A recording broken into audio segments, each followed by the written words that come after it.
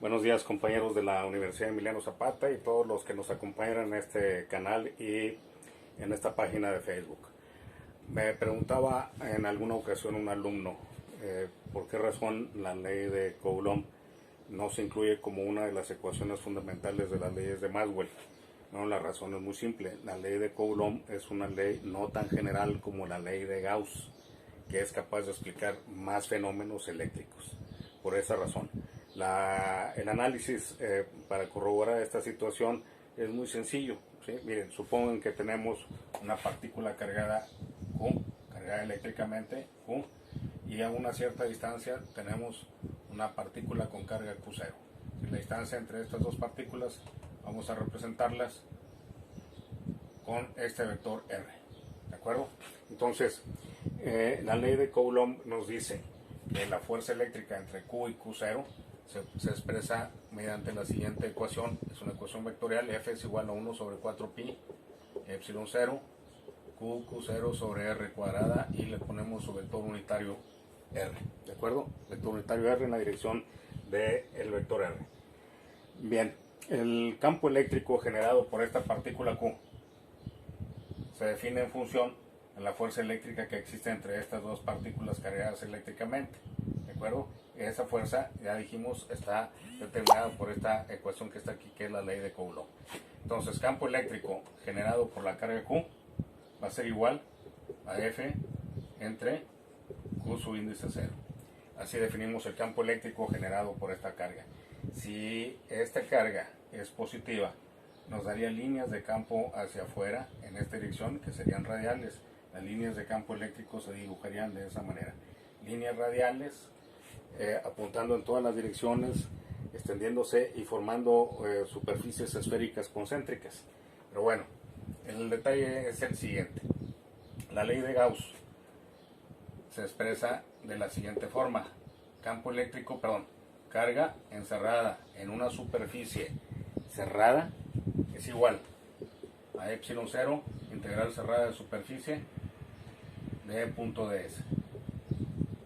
Esta es la forma en la que se expresa la ley de Gauss. Esta es la ley de Coulomb.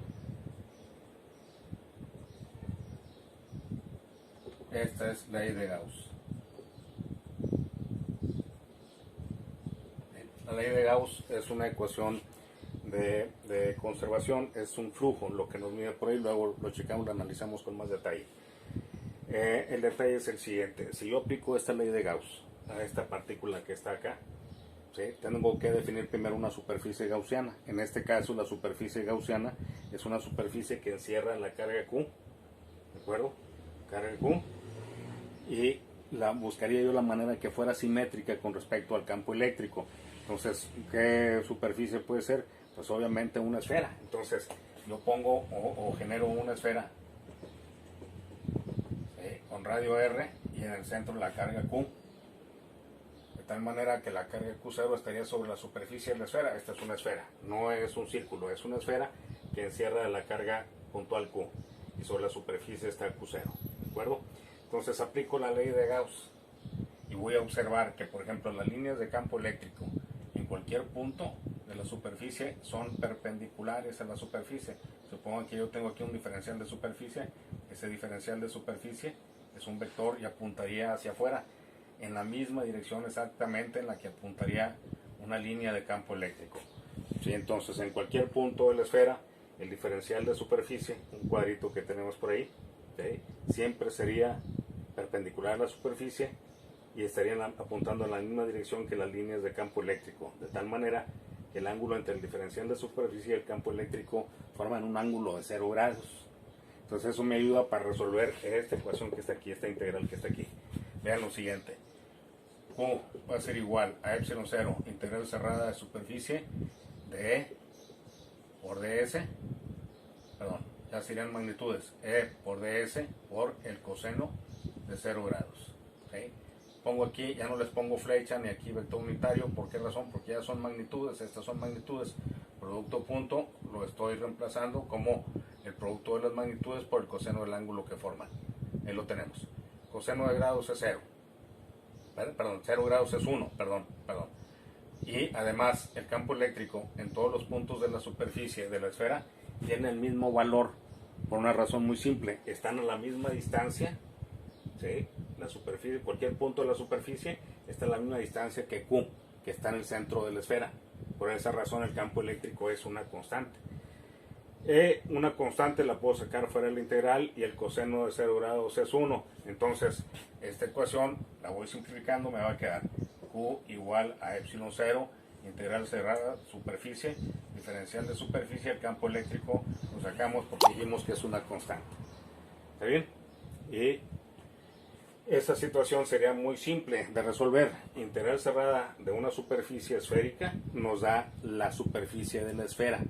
Esta integral que está aquí, integral cerrada de superficie, del diferencial de superficie de una esfera, me da como resultado la superficie de la esfera. ¿De acuerdo? Lo podemos resolver en un ejemplo más adelante, ahorita no es el caso. Pero la superficie de una esfera, ¿cuánto vale? Pues vale 4pi r cuadrada. Ese es el valor de la superficie del área de una esfera. ¿De acuerdo? 4pi r cuadrada, donde r es el radio. Luego, de aquí de esta ecuación voy a despejar el campo eléctrico.